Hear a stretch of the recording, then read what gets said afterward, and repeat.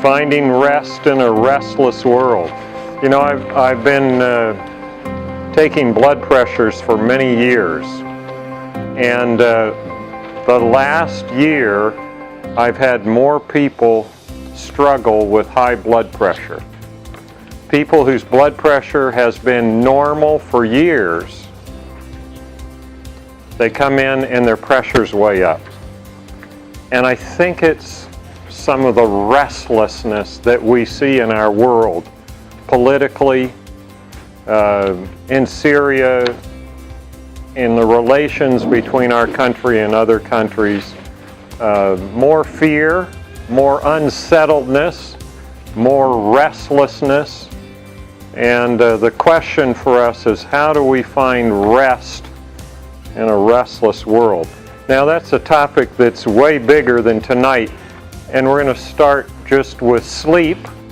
And I've talked there about daily rest, and then I'm going to speak briefly about weekly rest, and then seasonal rest, and lastly just a word on a life of rest. I don't want you to not work, but I want you to be restful while you work and also restful while you sleep. I have a patient who's not here tonight. Thankfully, I can talk about her. And she doesn't get enough sleep. She assures me of that.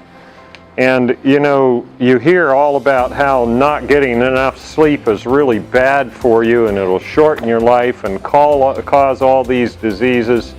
And she's 98 years of age and very sharp.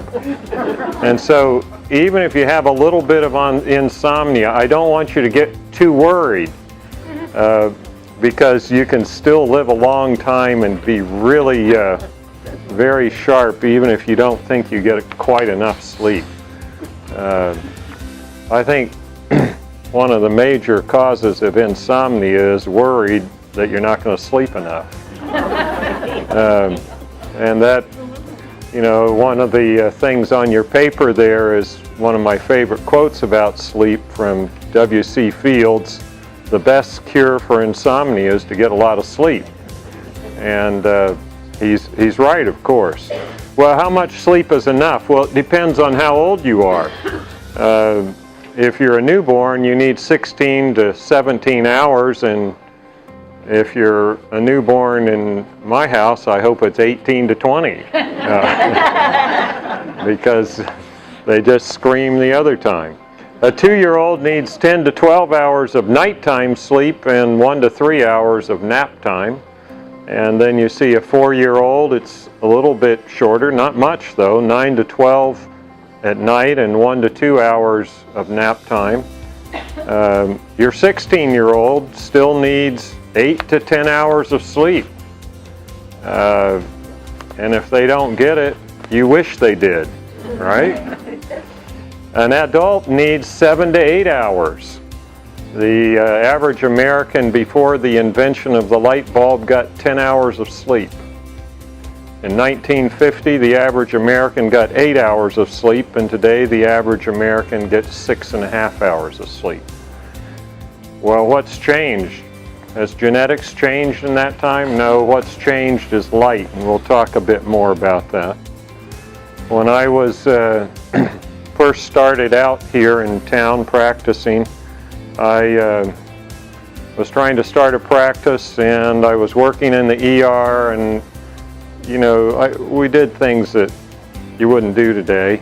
I remember being the doctor in the ER here at Parkview when I was on call for internal medicine both here and at Midcoast. So I'd run over there and admit a patient, come back and see one here, and you know, after a while you do that, you don't get much sleep. And then by the time I'd been here about 10 years, I was really tired.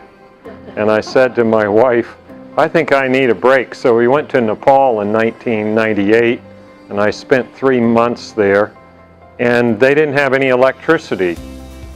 So the sun goes down at 6 because it's close to the equator, and it comes up at 6. You got 6 hours of dark. There was nothing to do, and I was just, you know, restless and walking around in the dark because that's all you had. And, bumping into things, and I thought this has got to end, so I might as well sleep. So I started sleeping 12 hours a night. There wasn't anything else to do. And after about a month, I started feeling more energetic than I had in years. And I learned the wisdom of sleeping longer, like they did before we had light bulbs. So it can happen. The average elderly person needs as much or a little more sleep, 7 to 9 hours, but that can be divided between nighttime and nap time.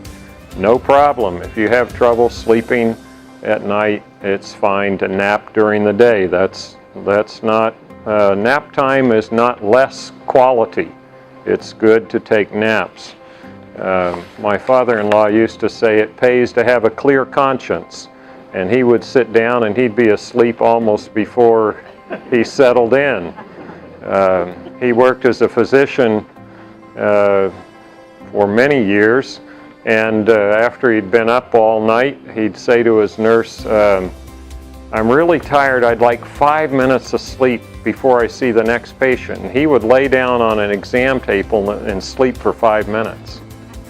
Amazing what he could do. He told me that in 30 years he could count on one hand the nights that he hadn't been wakened.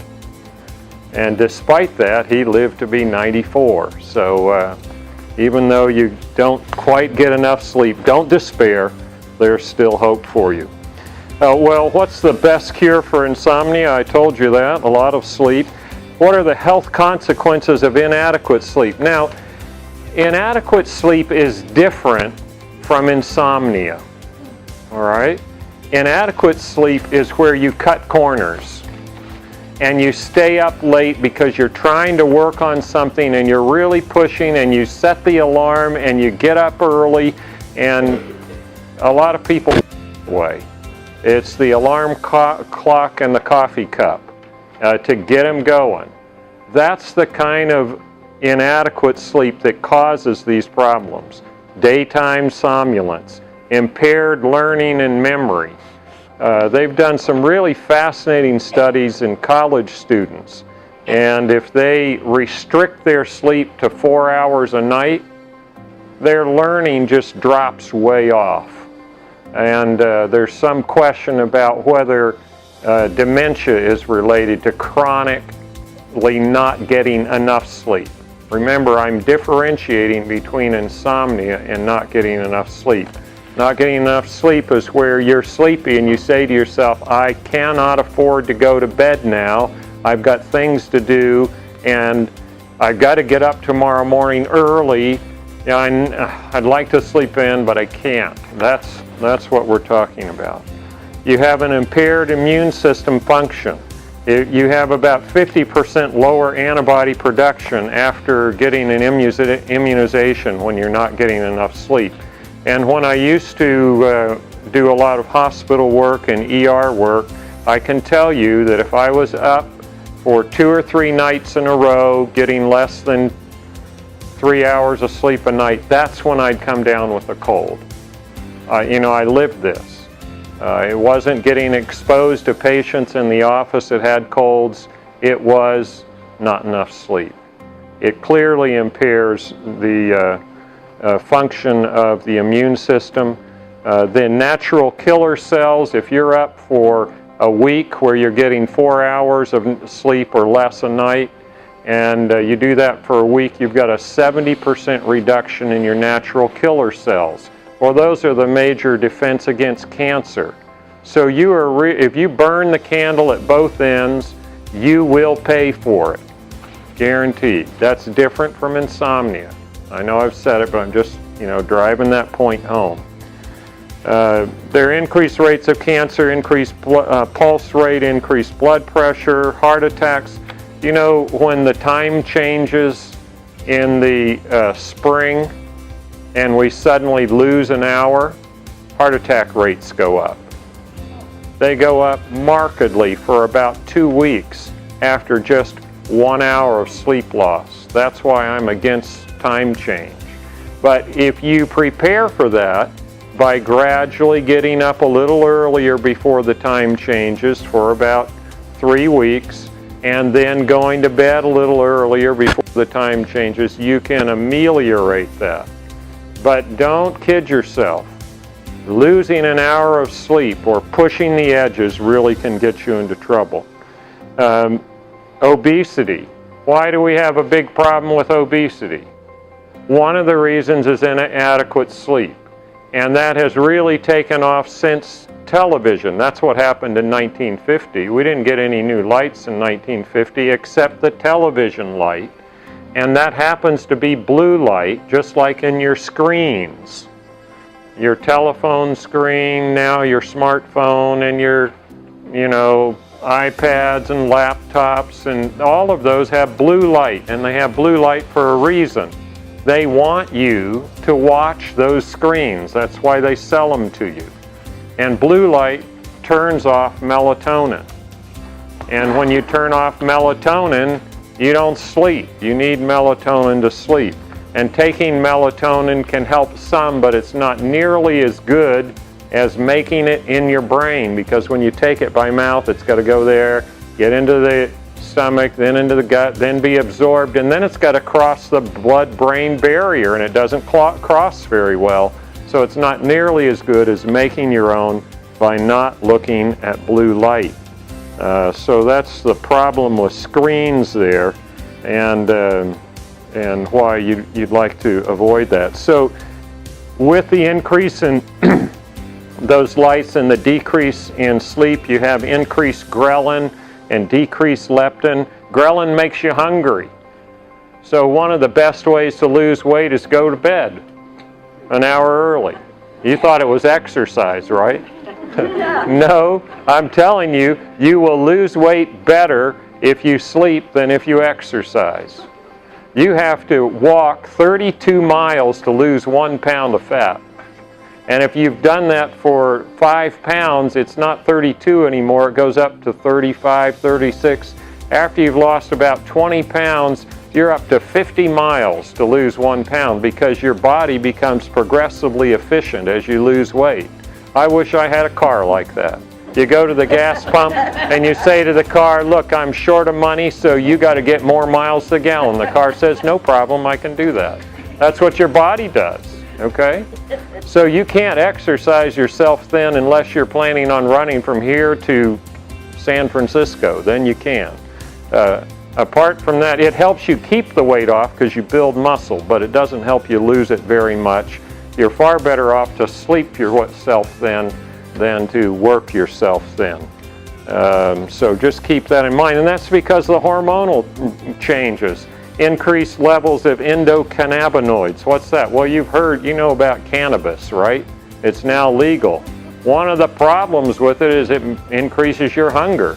Well, that's why they give it to cancer patients. It gives them an appetite, but you don't want to do that if you're trying to lose weight, so sleep instead, and that's a lot better.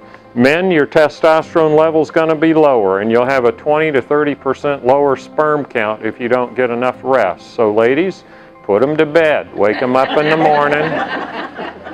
Make sure your man's getting enough sleep. You have increased rates of depression, too. And extreme deficiency can cause psychosis and increased rates of Alzheimer's. All right, so those are all the downsides of not getting enough sleep by pushing the margins and watching too much screens. How do you improve your sleep? Stick to a sleep schedule. That's Monday, Tuesday, Wednesday, Thursday, Friday, Saturday, Sunday, every day. Go to bed at the same time and get up at the same time. If you do nothing else, that will help you with your sleep. Don't be on an irregular schedule if you want to sleep. That is the most important thing you can do, is establish regular times to go to bed. It's 9 o'clock. I don't feel sleepy. Go to bed anyway. Get into the habit of going to bed at the same time and getting up at the same time. It'll really, really help you. Exercise. This is what my wife told me to tell you about. She said, I don't sleep well unless I exercise. And if she gets 30 to 60 minutes of exercise a day, she does pretty well at sleeping. If she doesn't get her exercise, she doesn't sleep well. I sleep well most times, or whether I get exercise or not, but she doesn't. We're all a little different, but not closer than 2 to 3 hours to bedtime. That's what the books say. You know, she finds that she can exercise anytime and it helps her because exercise helps her relax. So we're all a little different, but generally speaking, if you want the best sleep, you exercise in the morning. Avoid caffeine and nicotine. Caffeine, remember, has a half-life of about 10 to 12 hours. So if you have a cup in the morning, half of it's still there. 10 hours later when you're thinking about bedtime, and then it's still around after that. So if you have trouble sleeping, skip that morning cup of coffee, go to bed earlier so you don't need it. There are a lot of good things about coffee, the antioxidants, etc., but the caffeine is not one of them, despite the latest blurb on the internet you may have read today, a study showing that caffeine was good for you. It's not the caffeine that is, it's the antioxidants. Coffee is a great source of antioxidants, and it's the number one source in the American diet because it's about the only source of antioxidants. Most people eat junk food and meat. And if you looked at kale tea against coffee, it would come out as good. If you looked at blueberries versus coffee, they beat it out. And turmeric, that's what you should all be drinking, is turmeric tea if you really want antioxidants. But it wouldn't taste very good, at least to me. All right, so other ways that you can get good sleep: avoid alcohol. Well, people say, well, a nightcap puts me to sleep. Yeah, it does, but it doesn't put you to sleep. It gives you impaired memory. You don't sleep well, but you don't remember it. And you laugh, but that's really what happens with a lot of the sleep medication. The benzodiazepines, that's Valium and Ativan, and all of the azepines or azepams, oxazepam and alprazolam, that's Xanax. All of those, if you have a patient take those and then send them to a sleep lab, they don't sleep longer, they don't sleep better, they just don't remember that they didn't sleep. And so, it's great for the doctor. He gives it to you and you come back and you don't complain about it because you can't remember. But you're not sleeping better. And that's the downside of those things. I used to prescribe them, and now I'm trying to get all my patients off of them. They say, "Doctor, I can't sleep without them." And I say, "You can't sleep with them either." "Oh, yes, I can." "No, you can't." "Yes, I can. I've got to have my..." But we're winning, battle by battle.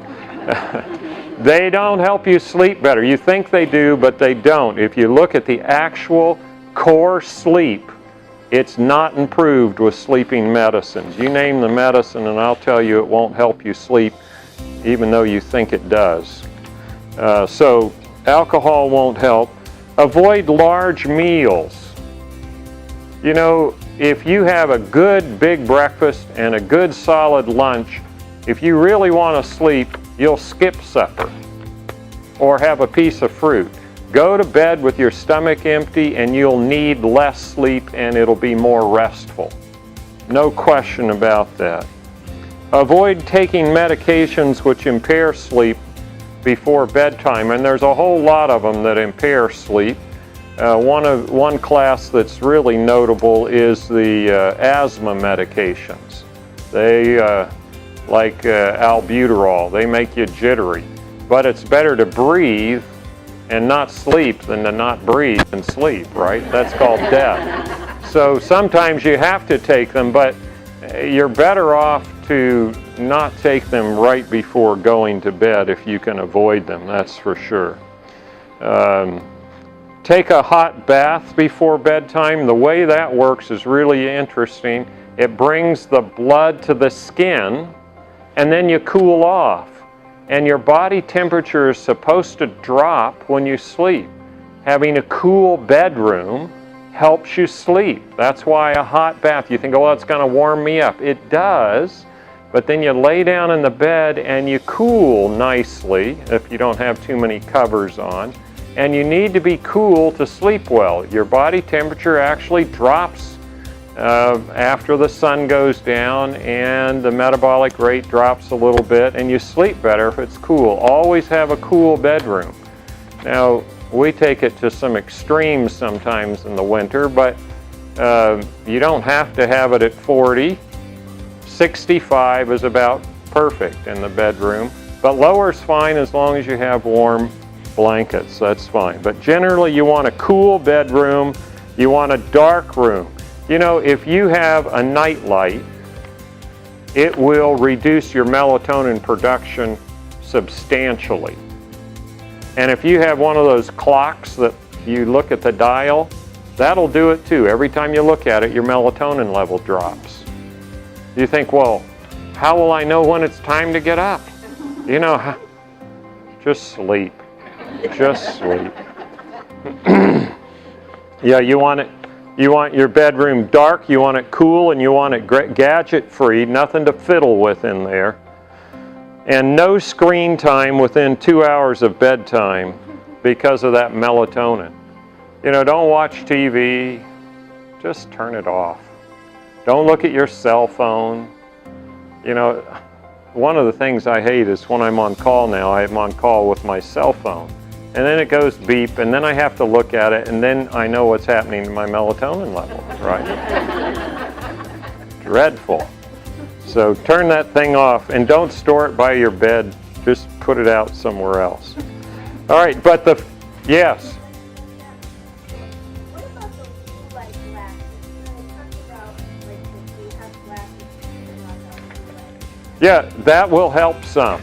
It does. The other thing you can do is there's a program you can get for, I hate to tell you this because then you'll go do it, but there's a program you can download from the internet that will set your computer so that when the sun goes down it shifts to red light. Oh. But don't do it. I just don't want you to watch your screen. Yeah. But if you have to, then do that. Yeah. Okay. Get natural light as soon after arising as possible. This is really important. If you want to sleep at night, get bright light as early as you can. You can't do that in December here, so get a bright light in your house, full spectrum bright light, and turn on the lights. Turn up the lights in the morning and turn them down in the evening. We had some people visiting us, and they had two little twin boys. They were 2 years old. And those boys were a terror. And they were racing around our house and going faster and faster. And I said to my wife, we got to do something to slow these kids down. We've got dimmers on our lights, and I just went over and I dimmed them. And it was like magic. Within a few minutes, the kids were just quiet, you know. And then they went to bed. And I thought, great, now we can turn the lights back up. No, we went to bed too because it was late.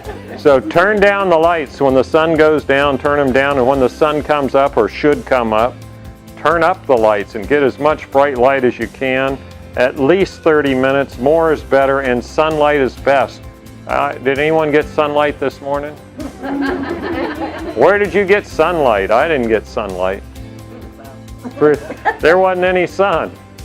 But even if you can't see the sun, the light from outside really is good to turn off melatonin production so you can make it later in the day. So that's very important. You know, one of the best cures for insomnia, go camping. Go camping. Go on a hiking, camping trip, and either don't take a flashlight or take a flashlight that has a red light beam only. If you're one of those of us who's a little older and needs to find the facility in the middle of the night and you're stumbling out of the tent and tripping over the stakes, well, get a light. But red light, but you know, that will cure a sleep disorder, not obstructive sleep apnea. I'm not talking about that tonight. But if you have a problem with sleeping, go on a camping trip or go to Nepal, like electricity, that'll do it too. But camping and hiking and all that fresh air and bright light, that's really, really good. Here's another one. Don't try to go to sleep. Have anyone ever done that? I gotta go to sleep. I've got something important tomorrow. I gotta take that test, or I've got that important meeting. I have to go to. You won't do it. The harder you try, the more wound up you get, and you're not going to do it. If you can't go to sleep, just try to relax, because you do get benefit from relaxation. Just try to rest. You can do muscle contraction and relaxation. You can tighten up your right foot and then your right leg and the right thigh, and then let that relax and tighten the right arm and across the shoulders, and then and let that one relax, and then tighten the left, and work right down your body, and do that in cycles for a while, and then try to completely relax. You're not trying to sleep, you're just trying to relax. And sometimes that'll work. But you can quote poetry to yourself, or scripture, or if all else fails, pray for me. I don't mind. You can stay awake and pray all night. I could use that. But if you force yourself to try to, it won't work. And if you've been in bed for 30 minutes and haven't gone to sleep, just get up and do something else until you're tired, and then go back. Now let's talk a bit about insomnia. As we age, sleep changes. We spend more time in stage 1 and stage 2 sleep, and less time in deep sleep and REM sleep. And in stage 1 sleep, if someone's in stage 1 sleep and you go in and you say, "Hello, Barham," he'll say, "Hello." And I'll say, "Were you sleeping?" And he'll say, "No, I wasn't sleeping." "Oh, yeah, you were." "No, I wasn't." Because stage 1, you don't think you're asleep if someone wakes you up. And a lot of people with insomnia spend a lot of time in stage 1, and they swear they're not sleeping. "I'm not sleeping, I can't sleep." But if you put them on a sleep study and actually wire up their brain, and you can prove it, they almost always are sleeping at least 1 hour longer than they say they are. And this is why insomnia doesn't bring on all those other problems usually, unless it's very extreme, and that's very rare. So your brain plays tricks on you. A classic example of that, I hate to tell you this, but last week for some reason I was stressing about this lecture on sleep, and I couldn't sleep. And the next morning I got up and I was out of sorts, because, you know, I'm supposed to be talking about sleep, and here I can't sleep. And I said to my wife, "I had a really bad night. I couldn't sleep at all." She said, "That's funny. Whenever I got up, you were fast asleep." And then I thought about what I'd studied, and I thought, yeah, that's my problem. I was wound up and worried about not sleeping enough. And so when I got up, I was out of sorts and tired from expecting to be tired. I had had plenty of sleep, and after she told me that, I started feeling better and rested and got up and kept going. Don't let your brain play tricks on you. And the majority of insomnia is actually caused by negative sleep thoughts. Like, "I need more sleep. This is going to be another bad night of not sleeping. I can't fall asleep without a sleeping pill. My insomnia is getting worse and worse." And I hear these all the time. "I'll never go back to sleep now that I'm awake. If I don't get my sleep, I'll never function." You know, on it goes. You got to change that to positive. "Even if I don't sleep, I can rest. It's really nice to be in this soft bed." You know, whatever. Change the message to your brain. It really helps. And remember, you may be in stage 1 and swear you weren't asleep. But you were, and you were resting. And if you don't fall asleep, and if you don't need an alarm clock in the morning, and if you can stay awake during the day, even if you have insomnia, you can probably make it to 98 like my patient who swears she's not sleeping enough. Remember, it's better to get 5.5 hours of sleep without sleeping pills than 7 to 8 hours with sleeping pills. Insomniacs often get as much core sleep, that's deep in REM, as those who sleep 7 to 8 hours. But sleeping pills reduce core sleep and impair memory and daytime functioning. So don't use them. Just don't go there. The one exception is melatonin. I will let you use that one. But a high dose won't help you much more than a low dose, and if you're going to use it, extended release. But don't take it after you wake up in the night. Take it before you go to bed, and try to get your melatonin to work by using light thoughtfully. Well, that's daily rest. Let's think about weekly rest. Well, how are you living so that other people are getting tired of you or getting tired because of you? I think that's something we need to think about. Do you choose your thoughts carefully? What thoughts and actions do you need to rest from so that others can have rest? You thought about that? Have you ever had a root of bitterness in your mind? Maybe that's keeping you from sleep. And if you'd rest from that at least once a week, or maybe all the time, maybe other people would get some rest. Here's another one. Are you a human being or a human doing? We're often defined by how much we do, aren't we? Yeah, we need to be a human being, I think. This is from Abraham Heschel, a Jewish rabbi. It's really interesting, to me anyway. He who wants to enter the holiness of the day. Now, he's talking specifically about Sabbath, the seventh day, but any day. I mean, time is holy in a sense. It's what our lives are made of. He who wants to enter the holiness of the day must first lay down the profanity of clattering commerce, of being yoked to toil. He must go away from the screech of dissonant days, from the fury of acquisitiveness. What's that?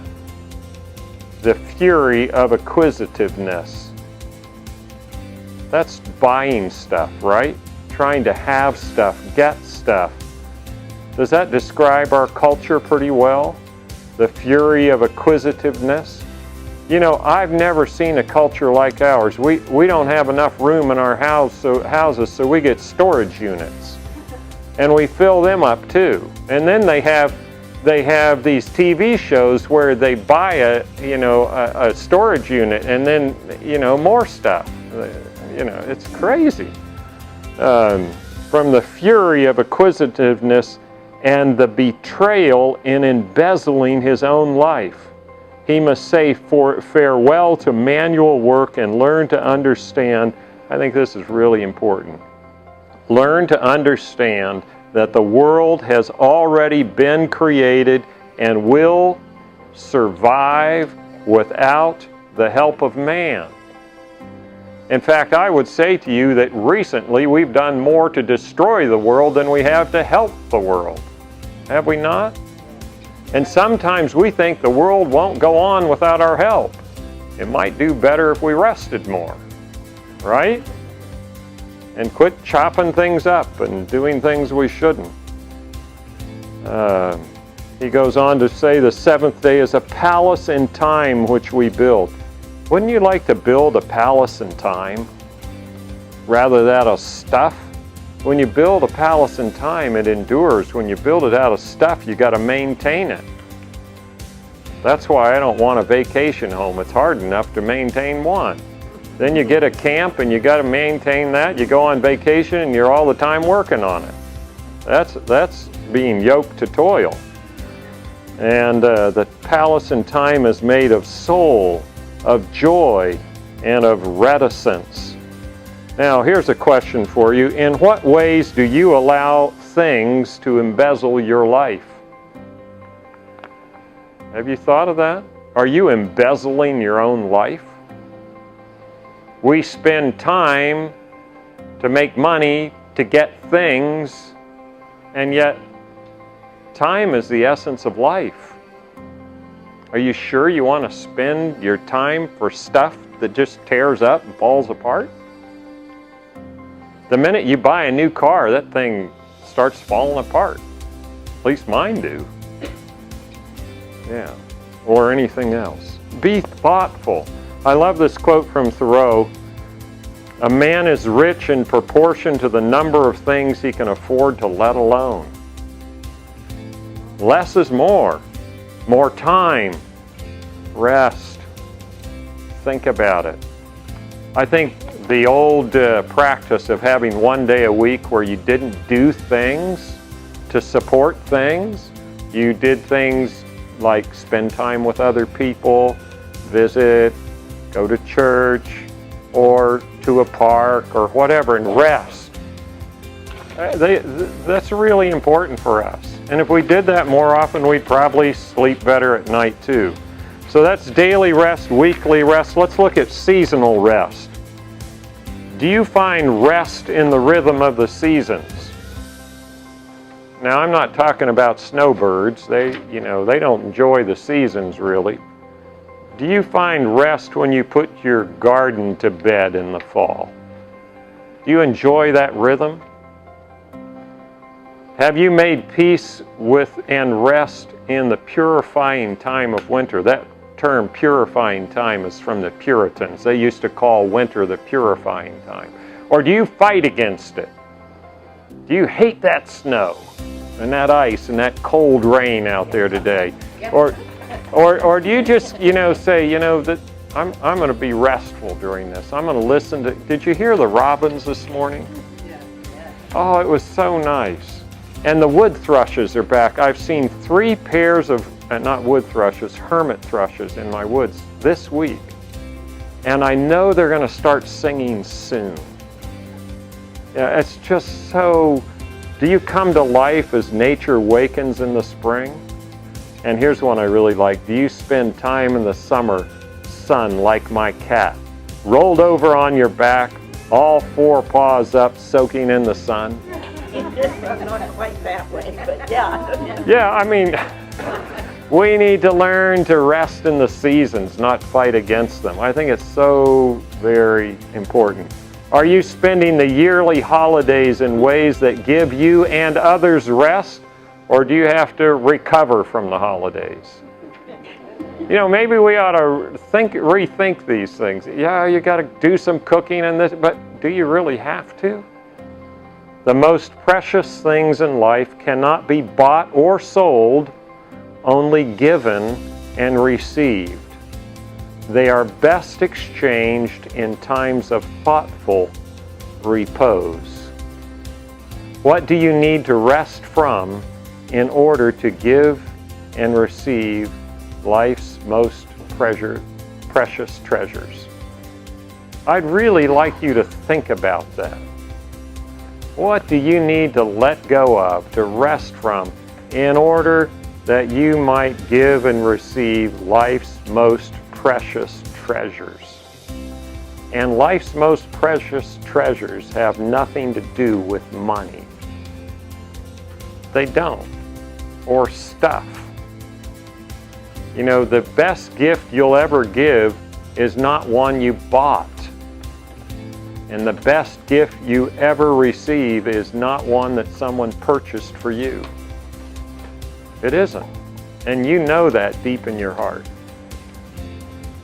So rest, rest, rest.